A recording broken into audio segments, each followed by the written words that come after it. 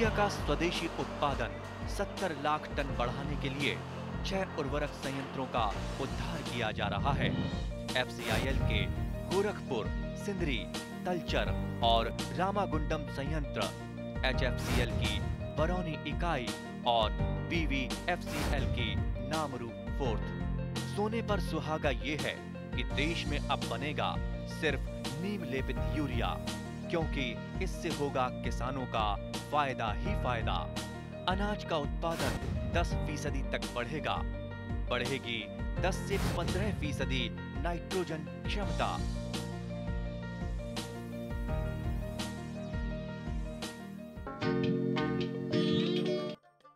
ভাৰত চৰকাৰৰ বিজ্ঞান আৰু প্ৰযুক্তি মন্ত্ৰালয়ৰ অধীনৰ জৈৱ প্ৰযুক্তি বিভাগৰ বিত্তীয় অনুদানৰ জৰিয়তে কামৰূপ গ্ৰাম্য জিলাৰ হাজো অঞ্চলৰ গেৰুৱাত অৱস্থিত আঞ্চলিক বৰষুণ নিৰ্ভৰশীল দ-ভূমিৰ ধান গৱেষণা কেন্দ্ৰ চমুকৈ RRLRRSTত জৈৱ প্ৰযুক্তি কিষাণ হাব নামৰ এটি অভিলাষী প্ৰকল্পৰ কাম চলি থকাৰ লগতে বিভিন্ন প্ৰজাতিৰ ধানৰ ওপৰতো গৱেষণাৰ কাম চলি থকাৰ কথা আমাক জনোৱা হয়। এই গৱেষণা কেন্দ্ৰটিৰ মূল লক্ষ্য হ'ল অসমৰ বিশেষভাৱে দ-ভূমি অঞ্চলৰ কৃষিজীৱী পৰিয়ালৰ অৰ্থনীতি আৰু সামাজিক দিশৰ উৎকৰ্ষ সাধন। ইয়াৰ লগতে এই গৱেষণা কেন্দ্ৰটিৰ মূল কেইটামান অধিদেশ হ'ল এনেধৰণৰ: নামনি অসমৰ কৃষিজীৱী পৰিয়ালৰ প্ৰাকৃতিক দুৰ্যোগ আদিত মূলতঃ বানপানীক জোৰ মাৰিব পৰাকৈ নতুন কৌশলৰ অনুসন্ধান আৰু সম্প্ৰসাৰণ, নতুন জাতৰ ধানৰ অনুসন্ধান পৰীক্ষণৰ লগতে ধান সাঁচতীয়াকৰণ আৰু বিস্তাৰ সাধন, উন্নত মানৰ ধান আৰু বিভিন্ন প্ৰাকৃতিক আপদতো জোৰ মাৰিব পৰাকৈ বহনক্ষম জাতৰ উদ্ভাৱন আৰু দ-ভূমি অঞ্চলত এই নতুন জাতৰ প্ৰচলন। নামনি অসমৰ জলবায়ু আৰু পৰিৱেশৰ লগত খাপ খোৱাকৈ ধানৰ কৃষি প্ৰণালী প্ৰস্তুতকৰণ আৰু ধান খেতিৰ বাবে এক বহনক্ষম যান্ত্ৰিকীকৰণ, ধান খেতিৰ বাবে খেতিয়ক, পথাৰ কৰ্মী, সম্প্ৰসাৰণ কৰ্মী আৰু অনুসন্ধান পিপাসু ব্যক্তিৰ শৈক্ষিক প্ৰণালীৰ সম্প্ৰসাৰণ। বৰ্তমান উক্ত ধান গৱেষণা কেন্দ্ৰটিত দ-ভূমিত কৰিব পৰা বিভিন্ন জাতৰ ধানৰ ওপৰত গৱেষণাৰ কাম চলি থকাৰ কথা বিভাগীয়ভাৱে আমাক জনোৱা হয়।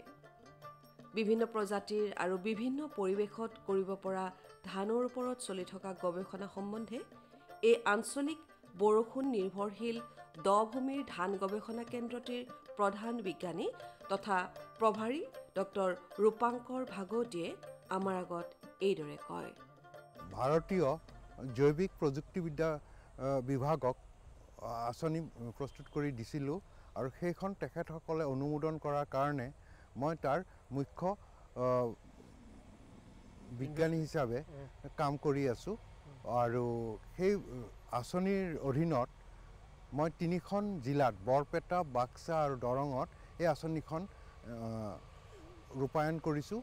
এই যিখন আঁচনি তাৰ মূল উদ্দেশ্যটো হৈছে কৃষকসকলক আমাৰ যিবিলাক বৈজ্ঞানিক পৰীক্ষা নিৰীক্ষাৰ ফচল হিচাপে আমি উৎপাদন কৰোঁ, ধানৰ জাত হওক বা হাঁহ কুকুৰাৰ পৰা আৰম্ভ কৰি সকলোবিলাক কৃষকৰ পথাৰত পৰীক্ষা কৰি চাবলৈ যে আমাৰ উৎপাদিত হেৰিবিলাকে কৃষকৰ পথাৰত কেনে ৰূপ লৈছে বা কৃষকসকল উপকৃত হৈছে নে নাই সেইখিনি চোৱাৰ কাৰণে আৰু লগতে নতুন নতুন যিখিনি তথ্য আৰু প্ৰযুক্তিগত কৌশল উদ্ভাৱন কৰা হয় সেইখিনি কৃষকৰ লগত পৰিচয় কৰি দিয়া, তেখেতসকলক গ্ৰহণ কৰে নে নাই, তেওঁলোকৰ কৃষকসকলৰ কি অসুবিধা সুবিধা আছে সেইখিনিও বুজ লোৱা। গতিকে এই বিভিন্ন বহল পৰিসৰত এই আঁচনিখন প্ৰয়োগ কৰি আমি কৃষকসকলৰ লগত ভাৱৰ বিনিময় কৰিবলৈ আৰু আমাৰ যিবিলাক গৱেষণা পথাৰতে থকা কিন্তু পাইপলাইনত আছে, ধৰি লওক কাইলৈ পৰহিলে তেখেতসকলৰ ওচৰলৈ আগবঢ়াই দিম, গতিকে সেইবিলাকো তেখেতসকলে চালে তেখেতসকলৰো আমি ফিডবেকটো ল'ব পাৰোঁ। তেখেতসকলৰ মানে প্ৰয়োজন কোনটো জাত তেখেতসকলে পচন্দ কৰিছে। যেনেকৈ এতিয়া আমাৰ ফাৰ্মাৰ চাইণ্টিষ্ট ইণ্টাৰেকশ্যন হৈছিলে মুখামুখি, তেখেতসকলৰ প্ৰশ্ন আমাৰ উত্তৰ। কেইজনমান কৃষকে ইয়াত চাই গৈ কৈছে যে 307টো আমাক লাগে, অতি ভাল জাত, গতিকে আমি এইটো গ্ৰহণ কৰিব বিচাৰোঁ। 505টো তেখেতসকলে খুব ভাল পাইছে। এতিয়া এনেকুৱা ধৰণৰ কৃষকৰ মতামতৰ ওপৰত ভিত্তি কৰি আমি নেক্সট আমাৰ এই আঁচনিৰ ভিতৰত তেওঁলোকৰ সেইবিলাকো হেৰি অন্তৰ্ভুক্ত কৰিম। অসমখন বানপীড়িত অঞ্চল বেছি আছে এতিয়া প্ৰত্যেক বছৰে এৰাউণ্ড 5000 হেক্টৰ আমাৰ বানপানীত ডুব যায়, ধানৰ উৎপাদন যথেষ্ট হ্ৰাস পায়।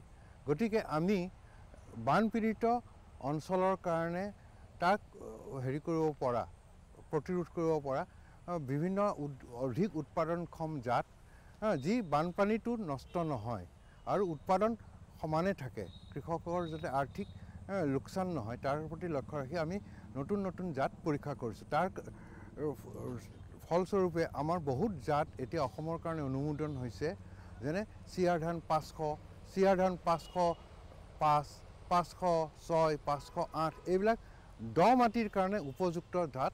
এইবিলাক আমাৰ মানে গভীৰ বা দ মাটিত আমি ভালকৈ কৰিব পাৰোঁ, বিশেষকৈ ক্ষতি নহয়।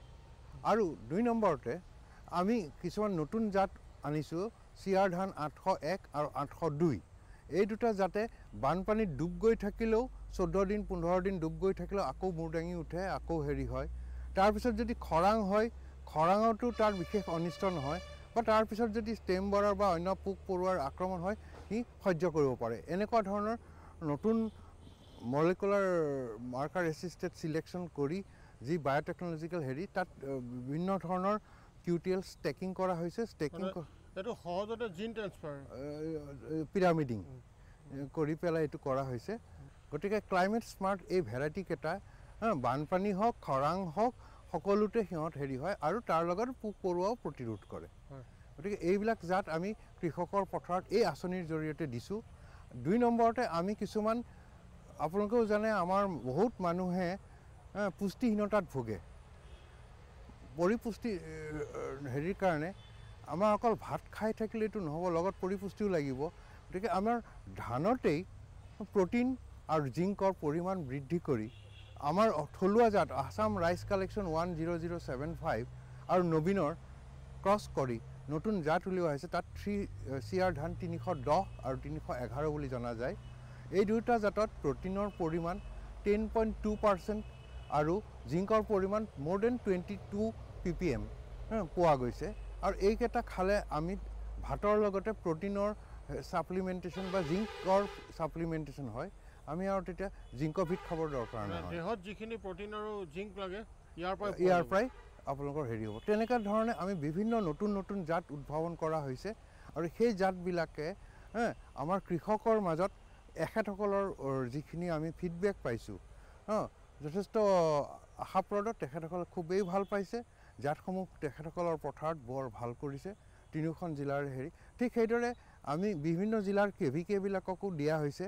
তেওঁলোকৰ যিখিনি ৰিজাল্ট আহিছে চব চমকপ্ৰদ ৰিজাল্ট, খুব ভাল সঁহাৰি আমি লাভ কৰিছোঁ আৰু আশা কৰোঁ অসম চৰকাৰেও এই ক্ষেত্ৰত চিন্তা কৰিব, কাৰণ আমাৰ এতিয়া পৰিপুষ্টিহীনতাটো এটা ডাঙৰ সমস্যা হৈ পৰিছে।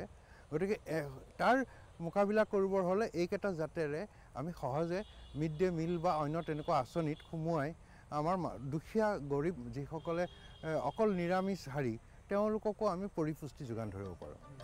কামৰূপ জিলাৰ হাজো অঞ্চলৰ গেৰুৱাত অৱস্থিত আঞ্চলিক বৰষুণ নিৰ্ভৰশীল দ-ভূমিৰ ধান গৱেষণা কেন্দ্ৰটিত মূলতঃ ৰাষ্ট্ৰীয় ধান গৱেষণা প্ৰতিষ্ঠান কটকৰ নিৰ্দেশনাৰ আওতাত পৰে আৰু সমগ্ৰ কেন্দ্ৰটিৰ পৰ্যবেক্ষণ আৰু সহযোগিতা ভাৰপ্ৰাপ্ত মুখ্য প্ৰবন্ধক তথা বিজ্ঞানীগৰাকীৰ দ্বাৰা সুচাৰুৰূপে চলোৱা হয়। তেওঁ সমগ্ৰ সংস্থা তথা কেন্দ্ৰটিৰ প্ৰশাসনিক কাৰ্যকলাপ, গৱেষণাৰ কাৰ্যকলাপ, প্ৰতিদিনৰ কাৰ্যসূচী আৰু আন্তঃসংস্থানৰ কাৰ্যবিধিৰ তদাৰক কৰে। গৱেষণা কেন্দ্ৰটিৰ মুঠ 22.5 হেক্টৰ মাটিকালিৰ 8.5 হেক্টৰ মাটিত ধান খেতিৰ বিভিন্ন গৱেষণাৰ কাম চলি থকাৰ কথা বিভাগীয়ভাৱে আমাক জনোৱা হয়। এই গৱেষণা প্ৰতিষ্ঠানটোৱে বিভিন্ন স্থানীয় সংস্থা প্ৰতিষ্ঠান যেনে কৃষি বিভাগ, অসম চৰকাৰ, ভাৰতীয় কৃষি অনুসন্ধান পৰিষদ আৰু অসম কৃষি বিশ্ববিদ্যালয়ৰ অধীনৰ কৃষি বিজ্ঞান কেন্দ্ৰসমূহৰ লগতো সহযোগিতা কৰি বিভিন্ন জাতৰ বিশ্লেষণ আৰু উদ্ভাৱনত সহায় কৰিছে। উক্ত গৱেষণা প্ৰতিষ্ঠানটিত ধানৰ ওপৰত চলি থকা বিভিন্ন গৱেষণা সম্বন্ধে বাক্সা কৃষি বিজ্ঞান কেন্দ্ৰৰ প্ৰধান বিজ্ঞানী আৰু মুৰব্বী ডক্টৰ উৎপলজ্যোতি শৰ্মাই আমাক এইদৰে জানিবলৈ দিয়ে। আমি অসম দেশ এখন কৃষি প্ৰধান ৰাজ্য আৰু আমাৰ কৃষি বুলি ক'লে আমি সচৰাচৰ ধান খেতিকে বুজাওঁ, কিন্তু তথাপিতো আমাৰ কৃষক ধান খেতিৰ পৰা খুব এটা লাভান্বিত হোৱা দেখা নাযায়। তাৰ কেইবাটাও কাৰক আছে। বিশেষকৈ আমি যদি মাটিৰ স্বাস্থ্য সম্পৰ্কে অলপ আলোচনা কৰোঁ, ধানত প্ৰয়োগ কৰিবলগীয়া সাৰৰ বিষয়ে আলোচনা কৰোঁ, তেতিয়া সেই কথাবিলাক পুংখানুপুংখে আলোচনা কৰিব পাৰি। বিশেষকৈ আমাৰ কৃষকসকলে ধান খেতিত সাৰ প্ৰয়োগ কৰে সঁচা কথা, কিন্তু তেওঁলোকে যধে মধে যেতিয়া তেতিয়াই যিকোনো পৰিমাণত ধান প্ৰয়োগ কৰা সাৰ প্ৰয়োগ কৰাৰ ফলত আমাৰ কৃষিৰ উৎপাদন কমি আহিছে। আমি আচলতে কৃষি বিজ্ঞান কেন্দ্ৰ বাক্সা এই RRS গেৰুৱাৰ লগত তেখেতসকলৰ দুবছৰীয়া আঁচনি এখন আছিলে, বায়'টেক কিষাণ হাব। সেই কিষাণ হাবৰ জৰিয়তে আমি বাক্সা জিলাৰ 5খন গাঁও আমি নিৰ্বাচিত কৰি তাৰ প্ৰায় প্ৰতি ঘৰ কৃষকে তেখেতসকলৰ ইয়াত উৎপাদিত হোৱা ধানৰ বীজ আমি তাত পৰীক্ষামূলকভাৱে ৰোপণ কৰিছিলোঁ। কৃষকসকল সঁচাকৈ উৎফুল্লিত হৈছে এই ধানৰ বীজ উৎপাদন দেখি। ইয়াৰ উপৰিও এখেতসকলৰ পৰা আমি হাঁহ আৰু মুৰ্গী পালনৰ ক্ষেত্ৰত এই 5খন গাঁৱত আমি বিভিন্ন জাতৰ হাঁহ বা বিভিন্ন জাতৰ মুৰ্গী দিছিলোঁ। তেখেতসকল সঁচাকৈ আনন্দিত আৰু তেখেতলোকে তাৰ পৰা যি মুৰ্গী পালন কৰি কণী পাইছে, সেই কণীৰ পৰা তেওঁলোকে আকৌ পোৱালি উৎপাদন কৰি ভাল এটা ভৱিষ্যতে এটা ভাল ব্যৱসায় দিশত আগবাঢ়ি আহিছে। ইয়াৰ উপৰিও এটা যিটো আমাৰ বৰ্তমান আমি যিটোৰ বিষয়ে বেছি আলোচনা কৰোঁ, সেইটো হৈছে সমন্বিত কৃষি পদ্ধতি। এখেতসকলৰ জৰিয়তে আমি সমন্বিত কৃষি পদ্ধতিৰ ব্যৱস্থা কৰিছোঁ, অৰ্থাৎ পুখুৰীৰ লগতে কেনেকৈ গাহৰি পালন, মুৰ্গী পালন, হাঁহ পালন বা পুখুৰীৰ লগতে কেনেকৈ পুখুৰীৰ পাৰতে আমি শাক পাচলি ৰোপণ কৰিব পাৰোঁ, পুখুৰীৰ চাইডে চাইডে কেনেকৈ আমি নেমু টেঙা ৰোপণ কৰিব পাৰোঁ বা কিবা আমি কলৰ খেতি কৰিব পাৰোঁ। এই তেনেকুৱা ধৰণৰ আমাৰ যিটো সমন্বিত কৃষি ব্যৱস্থা, এই যিটো কৃষি ব্যৱস্থাই অতি কম ঠাইতে কৃষকজনক অধিক উৎপাদনৰ ফালে আগবঢ়াই লৈ যাব পাৰে। উক্ত গৱেষণা প্ৰতিষ্ঠানটিত বিভিন্ন জাতৰ ধানৰ উপৰিও সুগন্ধি ধানৰ জাত যেনে ক'লা জহা, কণ জহা, বকুলো জহা, মানিকী মাধুৰী জহা, কেতেকী জহা ইত্যাদি 39টা সুগন্ধি জাতৰ ধানৰ সংৰক্ষণ কৰি বিভিন্ন গৱেষণাৰ কাম চলাই থকাৰ কথা বিভাগীয়ভাৱে আমাক জনোৱা হয়। উক্ত গৱেষণা প্ৰতিষ্ঠানটিত কৰ্মৰত এগৰাকী কাৰিকৰী বিষয়া তথা কৃষি বিজ্ঞানী চিকিমণি বৰুৱাই কেন্দ্ৰটিত চলি থকা বিভিন্ন ধানৰ গৱেষণা সম্পৰ্কে আমাক এইদৰে জনায়। আমাৰ ইয়াত আমি 39টা জাতৰ জহা এৰমেটিক ৰাইচ যিটো কয়, আমি ইয়াত মেইনটেইন কৰি আছোঁ। আমি ইয়াত খেতি কৰি তেওঁলোকৰ পেৰামিটাৰ্ছ কিছুমান আমাৰ চাব লগা হয়, সেইখিনি আমি চাই আছোঁ। আৰু তাৰে আমি কেইটামান যেনেকৈ ক'লা জহা, কণ জহা, কুণকুণী জহা, কেতেকী জহা, বকুল জহা, মানিকী মাধুৰী ইত্যাদি আমি ইয়াত কৃষকৰ ডিমাণ্ড চাই আমি অলপ সৰহকৈ কৰা গৈছে। আজি সেই তাৰ বিষয়ে মই ক'ব বিচাৰিম। যেনেকৈ ক'লা জহাটো আপোনালোকে দেখিছে, ক'লা জহাটো গুণ আমি চবেই জানো যে এৰমেটিক ৰাইচত বহুত বেছি ডিমাণ্ড আছে। জহা বুলি ক'লে মানুহে ক'লা জহা বিষয়ে কয়। আৰু এই জহাটো খালি অকল ভাতৰ কাৰণেই নহয়, মানুহে আজিকালি চিৰা বনোৱাৰ কাৰণেও ব্যৱহাৰ কৰিছে। আজিকালি বিহুত আপোনাৰ জহা চাউলৰ চিৰা পায়, সেই হিচাপে এতিয়া ডিমাণ্ড আৰু বাঢ়িছে আমাৰ জহা ধানৰ। ক'লা জহা আমাৰ খেতিত তাৰমানে আমাৰ বিঘাত আমি 6 মোন 7 মোনকৈ পোৱা যায়। আৰু তেনেকেই বাকীকেইটা জহাও কণ জহা, কেতেকী জহা, বকুল জহা আমি তেনেকেই পাওঁ। আমি আচলতে জহাৰ যিটো এৰমেটিক কেৰেক্টাৰিষ্টিক, সেই বস্তুটো আমি বেলেগ এটা ব্ৰিডিং লাইন হিচাপে উলিয়াব বিচাৰিছোঁ। যেনেকৈ আপোনালোকে দেখিছে ক'লা জহাখিনি ইয়াৰ প্ৰডাকশ্যনো কম আৰু লগতে এইখিনি পৰি যায়। প্ৰডাকশ্যন কম লগতে পৰে, এই কেৰেক্টাৰিষ্টিককেইটা আমি আঁতৰাই ইয়াৰ যিটো এৰমেটিক কেৰেক্টাৰিষ্টিক সেইটো বেলেগ এটা ধানৰ লগত চাপৰ জাত আৰু কম ডিউৰেশ্যন, সেই তাৰ লগত ক্ৰছ কৰি আমি বেলেগ এটা ব্ৰিডিং লাইন বিচাৰিবলৈ আমাৰ গৱেষণা চলি আছে। সেই তেনেকুৱা এটা জাত আমি যদি উলিয়াব পাৰোঁ, তেতিয়া কৃষকৰ কাৰণে কম ডিউৰেশ্যনত আৰু বেছি প্ৰডাকশ্যন থকা আৰু লগতে এই জহা চাউলৰ গুণ থকা এটা আমি ভেৰাইটি উলিয়াব পাৰিম। সেইকাৰণে তাৰমানে আমি ইয়াত এই গৱেষণাটো কৰি আছোঁ যে আমি এটা মানে ভাল ব্ৰিডিং লাইন ডেভেলপ কৰিব পাৰিম।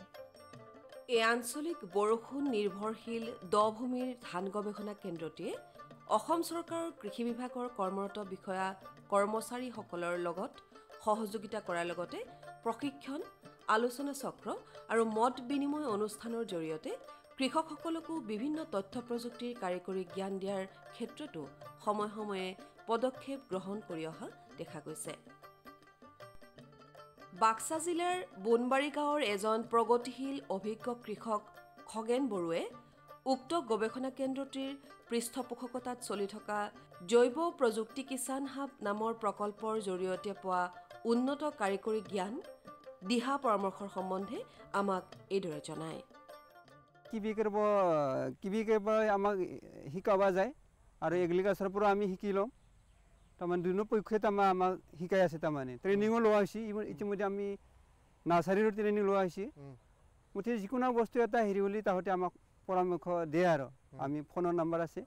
ইতিমধ্যে আজি 5 মাহৰ আগত আমাৰ এগ্ৰিকালচাৰ ডিপাৰ্টমেণ্টৰ অল আছামৰ বিনোদ চেচন ডিৰেক্টৰ সিও বেছিদিন হোৱা নাই মোৰ ঘৰত যাই আহিছে আৰু বাক্সা ডিষ্ট্ৰিক্টৰ ডিচিও যাই আহিছে।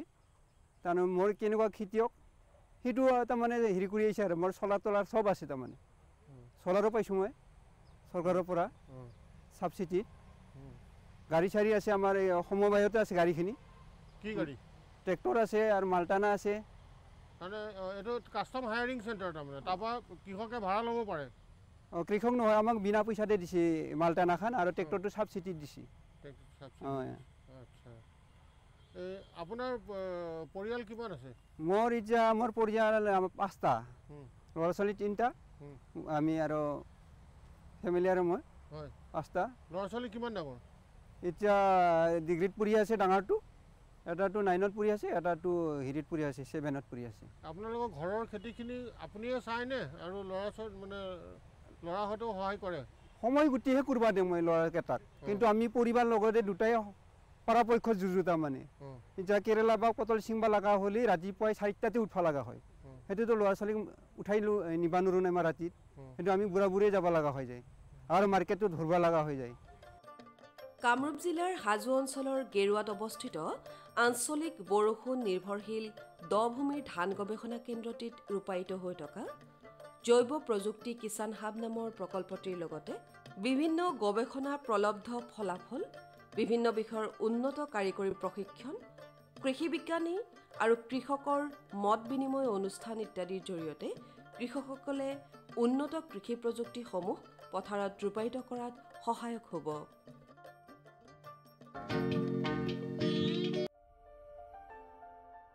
ভাৰত চৰকাৰৰ প্ৰতিটো প্ৰয়াস কৃষকৰ প্ৰগতিত দি আছে এটা নতুন বিশ্বাস। দেশৰ কৃষকসকলৰ প্ৰতি সমৰ্পিত ভাৰত চৰকাৰে বিশেষকৈ উত্তৰ পূৰ্বাঞ্চল আৰু আন্দামান নিকোবৰ দ্বীপপুঞ্জৰ কৃষি অঞ্চলৰ বিকাশৰ বাবে নতুন প্ৰগতিশীল পদক্ষেপ লৈছে, যাৰ দ্বাৰা কৃষকসকলে দ্ৰুত গতিত উন্নতি কৰি আছে। কৃষি অঞ্চলৰ বিকাশৰ গতি অব্যাহত ৰাখি মাননীয় প্ৰধানমন্ত্ৰী শ্ৰী নৰেন্দ্ৰ মোদী ডাঙৰীয়াৰ নেতৃত্বত ভাৰত চৰকাৰে এক দূৰদৰ্শী নিৰ্ণয় লৈ দেশত ৰাষ্ট্ৰীয় খাদ্য তেল মিছন অইল পামৰ আৰম্ভণি কৰিছে, যাৰ দ্বাৰা উত্তৰ পূৰ্বাঞ্চলৰ ৰাজ্যসমূহ আৰু আন্দামান নিকোবৰ দ্বীপপুঞ্জৰ কৃষকসকলৰ বিশেষ লাভ হ'ব। পুঁজিৰ বিনিয়োগত বৃদ্ধি পাব, খোৱা তেলৰ আমদানিৰ ওপৰত নিৰ্ভৰ কৰাটো কম হ'ব আৰু ৰোজগাৰৰ সুবিধা সৃষ্টি হ'ব। খোৱা তেলত আত্মনিৰ্ভৰশীলতাৰ বাবে এতিয়া ৰাষ্ট্ৰীয় খাদ্য তেল মিছন অইল পামৰ সংকল্প লোৱা হৈছে। নৰ্থ ইষ্ট আৰু আন্দামান নিকোবৰ দ্বীপপুঞ্জ এনেকুৱা অঞ্চল য'ত সহজে পামৰ খেতি কৰিব পৰা যায়, পাম অইলৰ উৎপাদন হ'ব পাৰে। এই মিছনৰ অধীনত অইল পামৰ অঞ্চল আৰু উৎপাদন বঢ়োৱাত জোৰ দিয়াৰ বাবে চৰকাৰে 11,000 কোটি টকাৰো অধিক সাহায্য ৰাখি নিৰ্ধাৰিত কৰিছে। মিছনৰ অধীনত চৰকাৰে অইল পামৰ খেতিৰ বাবে ৰোপণ আদিৰ সহায়ত বৃদ্ধি ঘটাই পূৰ্বতে পাবলগীয়া প্ৰতি হেক্টৰত 12,000 টকাৰ পৰা বঢ়াই প্ৰতি হেক্টৰত 29,000 টকা কৰি দিছে। পুলি ৰোপণ সামগ্ৰীৰ অভাৱ দূৰ কৰাৰ বাবে বীজৰ উৎপাদন কৰাৰ বাবে বাগিচাকো সাহায্য প্ৰদান কৰা হ'ব, যাৰ অধীনত প্ৰতি হেক্টৰ ক্ষেত্ৰফলৰ অইল পামৰ উদ্যানৰ বাবে 1 কোটি আৰু নাৰ্চাৰী বিকাশৰ বাবে 50 লাখ টকাৰ ব্যৱস্থা আছে। 30 বছৰীয়া পুৰণা বাগিচাৰ পুনৰুদ্ধাৰৰ বাবে প্ৰতি পুলিত 250 টকাৰ এককালীন অনুদান দিয়া হ'ব। উত্তৰ পূৰ্বাঞ্চল আৰু আন্দামানৰ বিশেষ সাহায্যৰ অধীনত তাৰ অঞ্চলৰ গাঁথনি, জলবায়ু আৰু অন্য পৰিস্থিতি অনুসৰি বিভিন্ন দিশত যেনে হাফ মুন টেৰেছত প্ৰতি হেক্টৰত 4,000 টকা, জেওৰা, বায়োফেন্সিং তথা লেণ্ড ক্লিয়াৰেন্সৰ বাবে প্ৰতি হেক্টৰত 7,000 টকা আৰু একত্ৰিত খেতিৰ বাবে প্ৰতি হেক্টৰত 10,000 টকাৰ ব্যৱস্থা আছে। প্ৰাৰম্ভিক 4 বছৰৰ সময়ত ৰক্ষণাবেক্ষণ আৰু অন্তৰ্ফচলৰ বাবে প্ৰতি হেক্টৰত 50,000 টকাৰ ব্যৱস্থা আছে। কৃষকৰ বাবে ৰোজগাৰৰ সুবিধা সৃষ্টি কৰা আৰু উদ্যোগসমূহক উদগনি জনোৱাৰ বাবে 5 মেট্ৰিক টন প্ৰতি ঘণ্টা ক্ষমতাযুক্ত নতুন পাম অইল মিছনৰ প্ৰতি গোটৰ বাবে 5 কোটি টকালৈকে অনুদানৰ ব্যৱস্থা আছে আৰু ক্ষমতাত বৃদ্ধি পালে অতিৰিক্ত ধনৰাশিৰো বিকল্প আছে। আমাৰ দৰে কৃষকৰ অইল পাম মিছনৰ পৰা বহুত আশা আছে। আমাৰ লাগিছে এই যোজনা আমাৰ বাবে লাভজনক হ'ব আৰু ইয়াৰ দ্বাৰা আমাৰ উপাৰ্জনো বাঢ়িব। অইল পামৰ কৃষকসকলে সতেজ ফলৰ থোক অৰ্থাৎ FFB উৎপাদন কৰে, যাৰ বৰ্তমান মূল্য আন্তঃৰাষ্ট্ৰীয় মূল্যত হোৱা উঠানামাৰ আধাৰত নিৰ্ণয় লোৱা হয়। প্ৰথমবাৰ কেন্দ্ৰীয় চৰকাৰে সতেজ ফলৰ থোকৰ মূল্যৰ বাবে কৃষকসকলক আশ্বাস দিছে। ইয়াক প্ৰকৃত মূল্য বা BP বুলি ক'ব পাৰি, অৰ্থাৎ কৃষকসকলৰ কোনো লোকচান হ'বলৈ দিয়া নহ'ব। এই ব্যৱস্থাৰ দ্বাৰা কৃষকসকলৰ বজাৰৰ মূল্য উঠানমাৰ পৰা সংৰক্ষণ প্ৰাপ্ত হ'ব। প্ৰকৃত মূল্য BP নিৰ্ধাৰণ কৰাৰ আৰম্ভণি 1 নৱেম্বৰৰ পৰা হ'ব আৰু অহা বৰ্ষৰ 31 অক্টোবৰলৈকে অব্যাহত থাকিব। ইয়াক অইল পাম বৰ্ষ বুলি কোৱা হ'ব। ইয়াৰ দ্বাৰা উত্তৰ পূৰ্বাঞ্চলৰ ৰাজ্যসমূহ আৰু আন্দামান নিকোবৰ দ্বীপপুঞ্জত খেতি বৰ ভাল হ'ব আৰু কৃষকসকলে আনন্দৰ হাঁহি মৰাৰ এটা নতুন কাৰণ পাব। किसान भाइयों गांठ बांध लो, गांठ बांध लो, बहुत बहुत है काम की, समृद्धि के पैगाम की। मिट्टी के मिजाज को समझो, मिट्टी के हर राज को समझो, मिट्टी की तुम जांच कराओ, मुफ्त सॉइल हेल्थ कार्ड ले जाओ। कभी मुनासिब बीज लगाओ, सही किस्म की खाद ले आओ, जितनी जरूरी उतनी डालो, सही मात्रा खुद पहचानो, इसको अपना मंत्र बना लो, मिट्टी की सेहत को जानो। बात बहुत है काम की, कम लागत अधिक वरदान की, किसान भाइयों गांठ बांध लो। आज ही मिट्टी की जांच कराएं, राज्य सरकार के कृषि अधिकारी से संपर्क करें और मुफ्त में सॉइल हेल्थ कार्ड पाएं। कृषि और किसान कल्याण मंत्रालय द्वारा किसान हित में কৃষকসকলৰ বিভিন্ন সমস্যাৰ সমাধানৰ লগতে শেহতীয়া প্ৰযুক্তি আৰু প্ৰয়োজনীয় আনুষংগিক দিশৰ বিষয়ে জানিবৰ বাবে চাবলৈ নাপাহৰিব কৃষি দৰ্শন। প্ৰচাৰিত হয় প্ৰতি সোমবাৰৰ পৰা শুকুৰবাৰলৈ সন্ধিয়া 5:30 বজাৰ পৰা 6 বজালৈ।